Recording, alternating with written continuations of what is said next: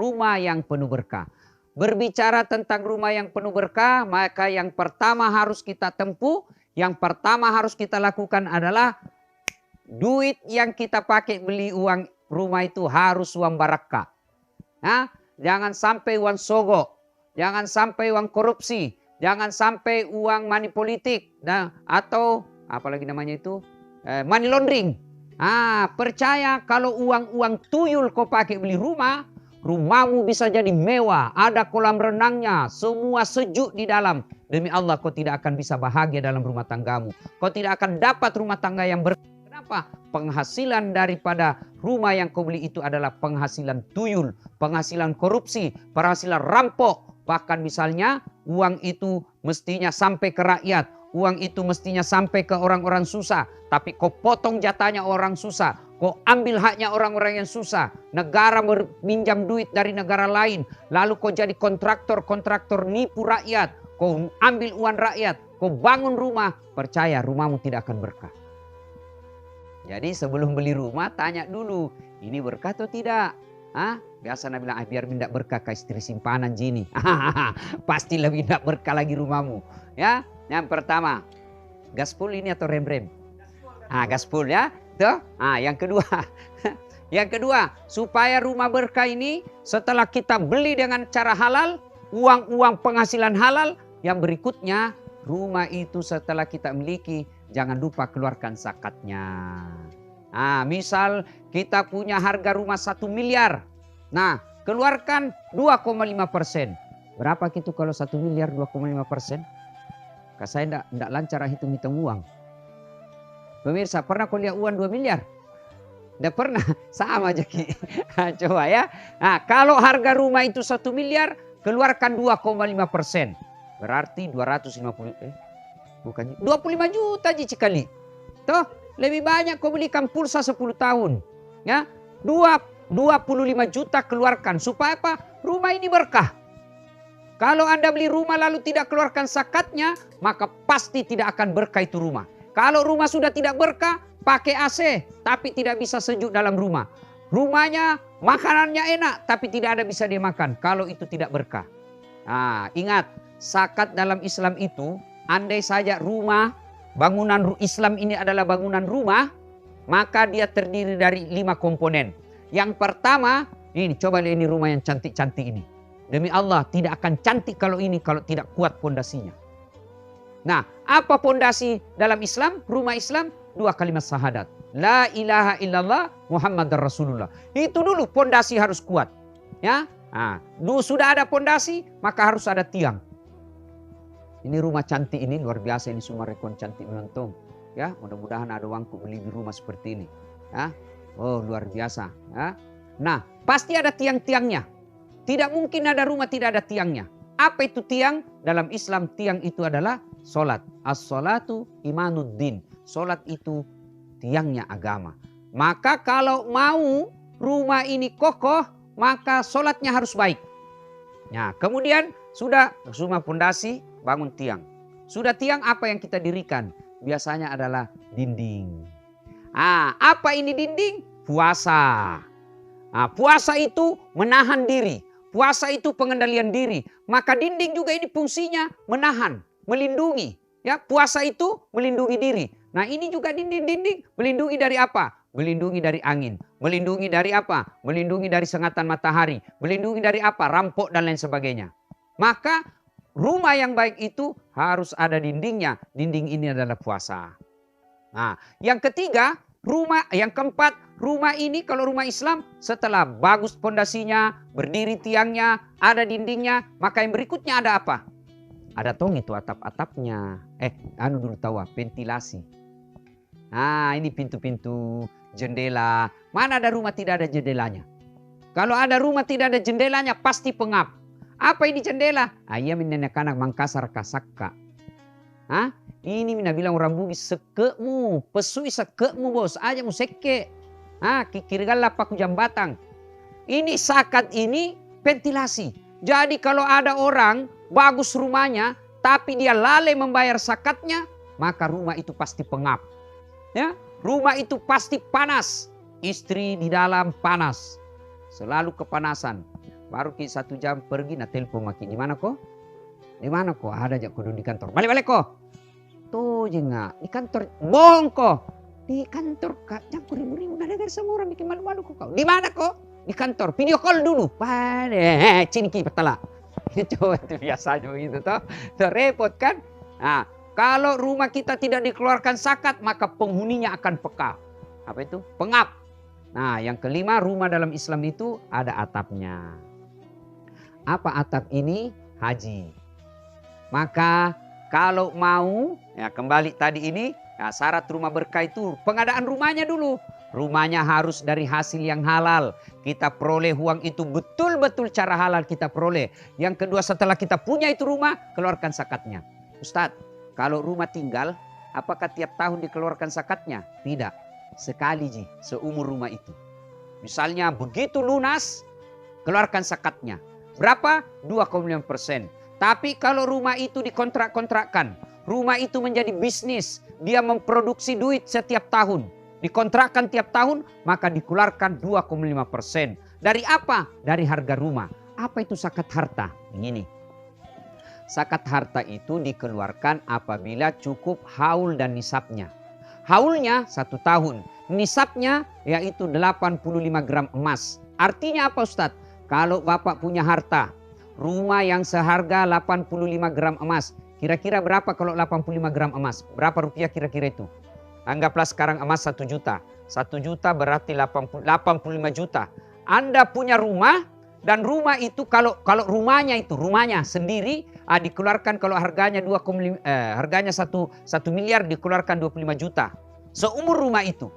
Tapi kalau rumah kita itu dikontrakkan dan kontraknya melebihi 85 juta per tahun, maka dikeluarkan 2,5 juta dari harga kontrak. Misalnya kita kontrakkan 100 juta 1 tahun, maka dia wajib dikeluarkan karena sudah lewat 85 juta. Nah, berapa? 2,5% dari 100 juta itu. Nah, itulah. Nah, inilah cara agar berkah. Yang pertama itu harus fisiknya di rumah ini harus betul-betul Islami.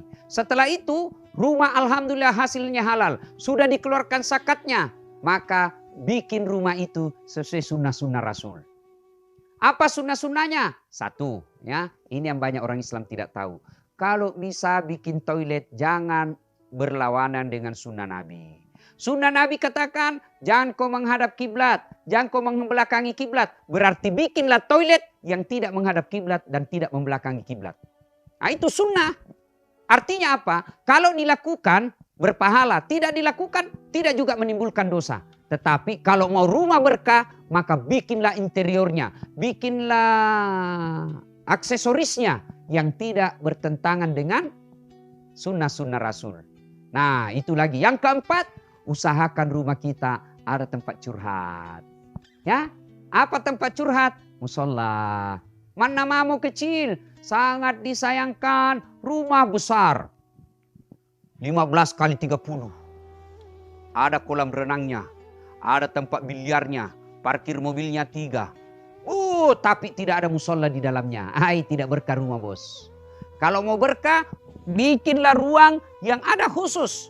Nah, kalau rumah cantik seperti ini, kita bikin saja musola tempatnya anak tak mengaji sama gurunya, tempatnya istri tak ngajar anaknya mengaji, tempat kita nasihati anak-anak kita. Ya kira-kira 2 kali 3 meter kita bentuk supaya suasananya seolah-olah kita dalam Masjidil Haram. Ya bikin lalu kita kasih wangi-wangian yang seolah-olah kita berada di Masjid Nabawi. Ciptakan ruang yang khusus untuk beribadah kepada Allah. Ruang curhat.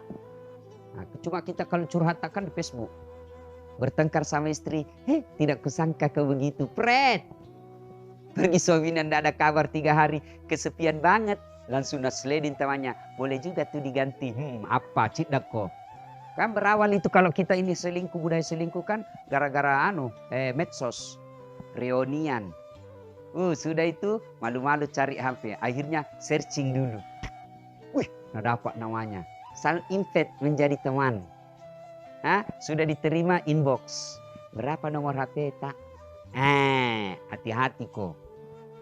Setan masuk karena ada kesempatan dan ibu bapak saudara-saudara sekalian. bikin rumah, bikinlah yang tidak berlawanan dengan sunnah.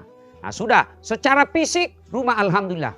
Tapi yang berikutnya yang kedua adalah penghuninya. Penghuninya bagaimana? Biasa rumah itu kan minimal ada 3 penghuninya. Ada bapak, ada ibu, ada anak.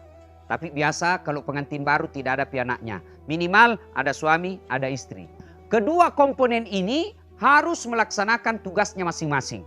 Istri melaksanakan tugasnya sebagai istri. Suami melaksanakan tugasnya sebagai kepala rumah tangga.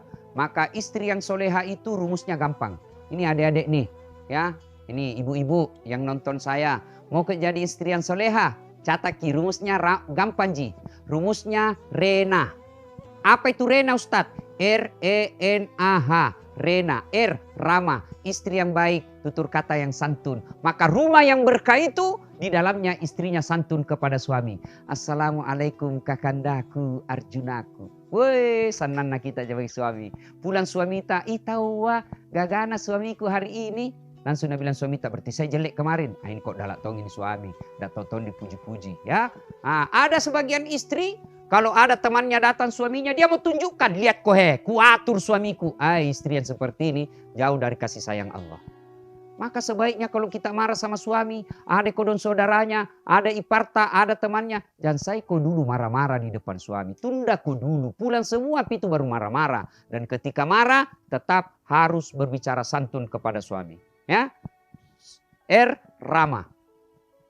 Ya, kalau perlu itu datang suami tak capek duduk di kursi cantik begini. Baik mentong kalau semua rekon, baik tok harus semua duduk istri tak begini, peluk-peluk nih sambil kita menyanyi. Bila kamu di sisiku, hati rasa syahdu. Sanang suami, langsung rupa cicilan rumah. Ya. Tapi kalau baru kita datang ngomel mako, daster tinggi sebelah kelihatan tali meha, male.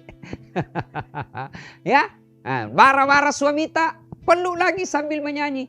Insaflah wahai manusia, bila dirimu bernoda. Ini istri yang pertama, Rama, santun berbicara.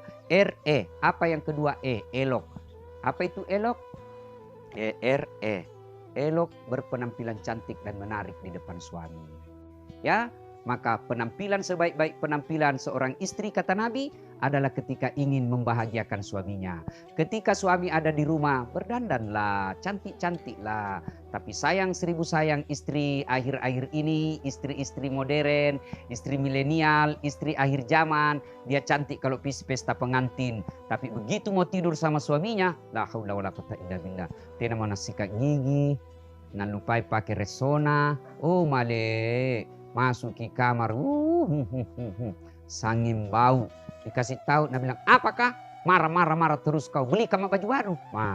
Ini tentu tidak seperti yang diinginkan. Kalau ingin rumah kita berkah, maka penghuni istri itu harus berpenampilan cantik dan menarik di depan suami. Yang ketiga, R-E-N, apa itu nikmat? Istri yang soleha pandai memasak masakan kesenangan suami. Maka sekali-kali WhatsApp-lah suamimu. Suamiku tersayang, jangkit makan hari ini saya masak spesial buat bapak. Jangan makan di luar, WhatsApp itu. Dan itu kita suami kalau dapat WhatsApp istri seperti ini, dikasih lihat semua teman tak di kantor. Sini kau tahu istriku, istri yang soleha, tahu Pernah kita WhatsApp suami tak begitu? Paling kita WhatsApp, apa WhatsAppnya? Jangan kau lupa singgah beli telur. Yang keempat, R-E-N-A, anggun. Itu anggun cerdas. Dan yang kelima, H, hemat. Istri yang soleha pandai memanajemen keuangan keluarganya. Jangan lalu menjadi istri yang stepa. Apa stepa? Selera tinggi ekonomi pace. Ini yang rasu-rasu istri seperti ini. Ibu bapak, saudara-saudara sekalian, ini istri. Lalu bagaimana seorang suami? Suami yang baik itu, satu, tugasnya harus cari nafkah. Silakan cari nafkah dengan syarat halalan, thayyiban, wasian. Halal, baik, banyak. Tidak boleh banyak nomor satu. Halal dulu nomor satu. Maka suami harus punya tanggung jawab menghidupi apa yang jadi tanggung jawabnya. Diberikan nafkah anak istri kita. Itu tugasnya suami. Maka suami yang bermalas-malas saja tinggal di rumah, itu yakin rumahnya tidak akan berkah dan tidak akan diridai oleh Allah Subhanahu wa taala. Maka suami yang berikutnya menjadi teladan dalam rumah tangga. Jangan sampai kita larang anak kita merokok. Awas kau kalau merokok, kau nak aku tampelin kau kalau ku dapat kau merokok. Sudah bukan bila nak pi kau belikan dulu rokok. Pret. Larang anak kita merokok baru kita merokok. Nah ibu bapak saudara-saudara sekalian. Pada intinya untuk membentuk rumah tangga yang sakinah mawaddah warahmah. Maka kita harus menyadari tugas-tugas kita sebagai komponen dalam